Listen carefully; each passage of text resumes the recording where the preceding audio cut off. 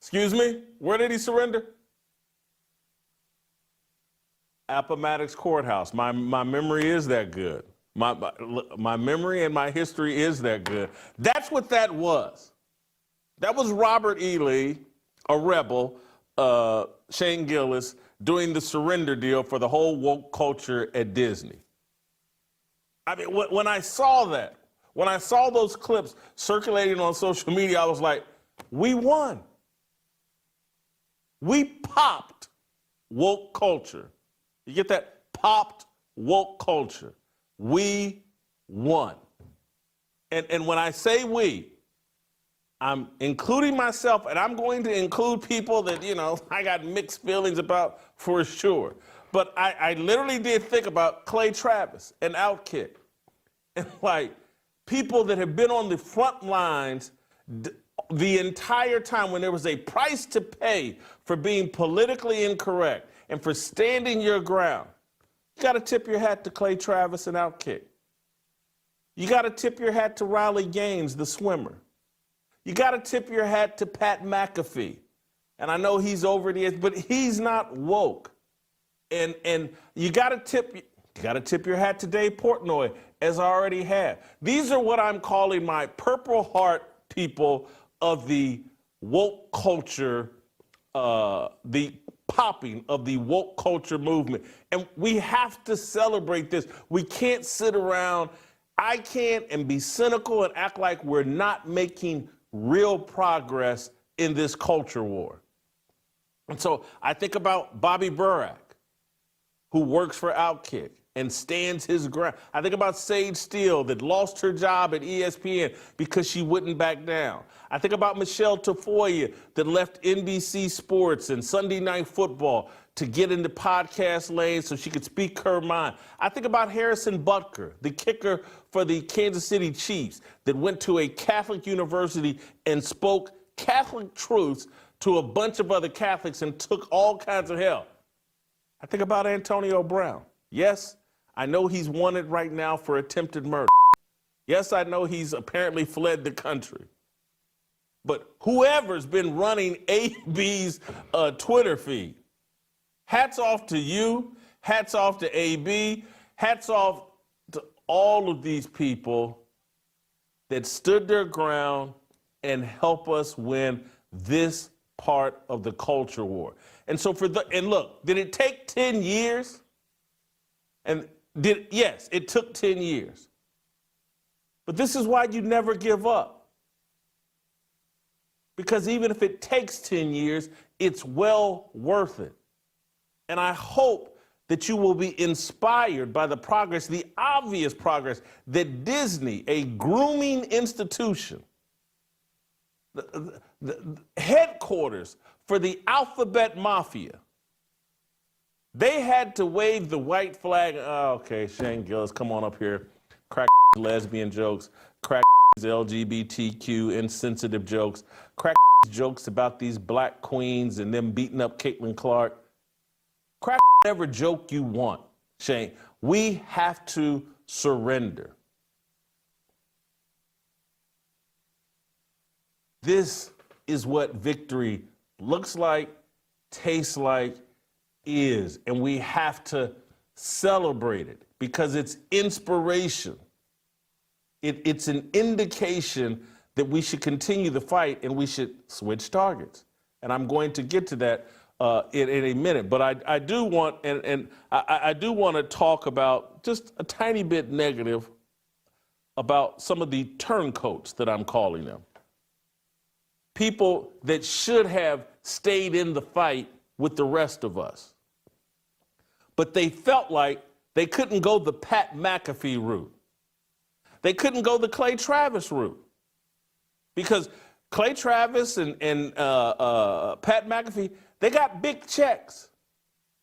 Even though they fought against this woke culture, they got big checks. You didn't have to sell out. You didn't have to be a turncoat to get a big check. You needed a pair of balls to stand your ground, and they did it. But here's some people that didn't, and I'm going to say up front, There's a couple of guys on this list that I like and that I respect. I have to say that. But I also have to say they sold out. So here's my list of turncoats. Dan Le Batard. And, you know, Dan Le Batard used to be my best friend in the sports media. I still, know Dan's entire family, knew his brother that passed away. You know, I still have warm feelings for Dan Le Batard, but I just don't trust him because he's a turncoat. This is a guy that years ago got in trouble for writing a column that basically said that Patrick Ewing was a gorilla or a monkey or looked like one or something like that. And now he's a guy that is complaining about Shane Gillis cracking WNBA jokes. Now he's a guy surrounded by a bunch of woke little kids that want to point their finger, oh, you can't crack those jokes, you got Dan Le Batard, turncoat, and I like Dan. Or I have warm memories of my friendship with Dan. Bill Simmons is my favorite sports columnist of all time, but he's a turncoat. But Bill Simmons used to write the funniest stuff in sports media that I didn't write. My favorite sports columnist of all time, I laugh out loud, used to write things and have a little gimmick about guess who's a WNBA player and guess who's an NBA player, and he'd put pictures up side by side, and you couldn't tell who was the WNBA player and who was the NBA player. Now, to get that Grantland money or the Ringer money or whatever, Bill Simmons, very politically correct or very quiet on this front, tends to avoid it. He's kind of like Jimmy Kimmel that was on The Man Show, and the next thing you know, Jimmy Kimmel is one of the most woke, politically correct people in all the media. I have very warm feelings towards Bill Simmons.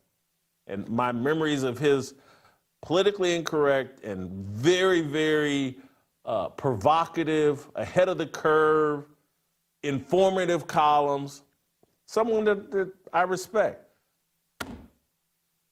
The next person, Skip Bayless, sellout, turncoat, in my opinion. I don't know anybody else in the sports media that has kissed, and I'm just going to keep it real, guys, has kissed more black butt than Skip Bayless, has shoved his head up the rear end of any and everything black, trying to protect himself from criticism because he used to criticize LeBron James. Running around pretending like him and Lil Wayne are BFF, running around with a little gold chain and the Air Jordan shoes. The man's 70-some-odd years old. Turncoat. Next guy I got a lot of respect for, former co-worker, still does some good stuff from time to time, but Cowherd basically stayed on the porch during this entire war and would pretend to be woke. You know, he's one of these guys that, I'm a fiscal conservative, but I'm a social liberal.